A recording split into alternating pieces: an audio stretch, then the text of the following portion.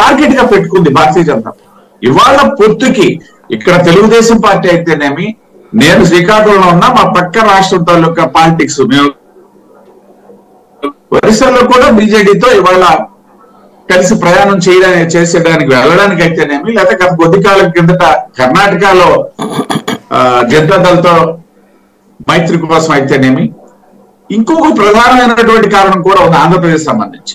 ఇవాళ డెఫినెట్ గా కేరళలోను తమిళనాడులోను కూడా మేము గణనీయమైనటువంటి సీట్లు సాధిస్తున్నామని చెప్తున్నటువంటి సర్వేల నేపథ్యంలో, సౌత్ లో తీసుకుంటే తెలంగాణలో కూడా అందరికంటే ఎక్కువ సీట్లు మేమే సాధిస్తున్నామని వస్తున్నటువంటి సర్వేల నేపథ్యంలో ఆంధ్రప్రదేశ్ 0 ఉండడం అనేది కూడా ఒక మంచి సంకేతం కాదు. ఇక్కడి నుండి కూడా భాగస్వామ్యం ఉండాలా.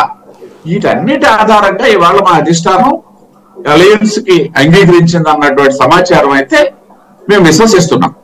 మా దగ్గర ఉండదని చెప్పడానికి కూడా నేను ఇప్పుడేమీ చెప్పలేను. మేమైతే విశ్వసిస్తున్నాం. చెప్పండి, మీరు ఆ అవసరం కోసం మీరు చంద్రబాబు గారిని రిక్వెస్ట్ చేసి చేయించుకుంటున్నారా, లేకపోతే వాళ్ళు మీ దగ్గరకు వచ్చారా? ఎందుకంటే ఇప్పుడు ఒక సెక్షన్ ఆఫ్ మీడియాలో అయితే మీరు బతిలాడి ఆయన పిలిపించుకున్నారన్నటువంటి కోణంలోనే వస్తుంది. ఆయన షరతులు పెడుతున్నారు ఎన్డీఏలోకి రావడానికి, అదేది హోదా ఇవ్వమని చెప్పి, లేకపోతే విభజన హామీలు అమలు చేస్తానంటేనే వస్తాను, అట్లాగే ఇచ్చిన సీట్లు తీసుకోవాలి అని చెప్తున్నారు అన్నటువంటిది వాళ్ళు చెప్తున్నటువంటిది. అది ఎంతవరకు వాస్తవం?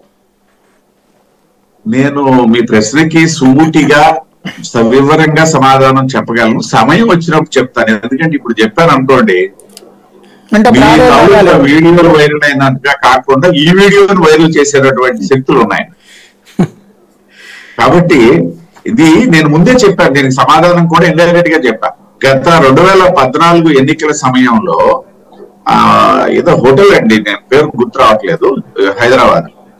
ఆ హోటల్ ఆధారంగా మా ప్రతినిధిగా, కేంద్ర పార్టీ ప్రతినిధిగా ప్రకాష్ జవడేకర్ గారు వచ్చారు. వీళ్ళు అక్కడికి అటెండ్ అయ్యి చర్చలు జరిగారు. అక్కడ చంద్రబాబు నాయుడు గారు రాలేదు. నేను చెప్తున్నా, చంద్రబాబు నాయుడు గారు ప్రతినిధులే వచ్చారు, ఎర్రన్ నాయుడు గారు అండ్ అదర్స్. ఇవాళ ఏం జరిగింది అని చెప్పాను నేను. ఢిల్లీకి వెళ్ళారు. ఎవరిని కలిశారు అనేసి అంటే అమిత్ షా గారిని కలిశారు. సరే, అమిత్ షా గారు ఆహ్వానించారు, లేకపోతే ఎన్డీఏలోకి ఆహ్వానించారు, ఇవన్నీ ఇంకా నేను ఈ చెప్పిన సమాధానంలోనే నిగూఢంగా అన్ని సమాధానాలు కూడా దాగి ఉన్నాయని చెప్పి. రైట్. సుందరరాం శర్మ గారు, 2014లో మీకు అధికారానికి ఒక మాట ఒప్పుకోకపోవడం వల్ల, అంటే ఆ రోజున ఏదైతే రుణమాఫీ అన్నటువంటి దాన్ని చేయకపోవడం వల్ల, అనౌన్స్ చేయకపోవడం వల్ల దెబ్బతిన్నారు.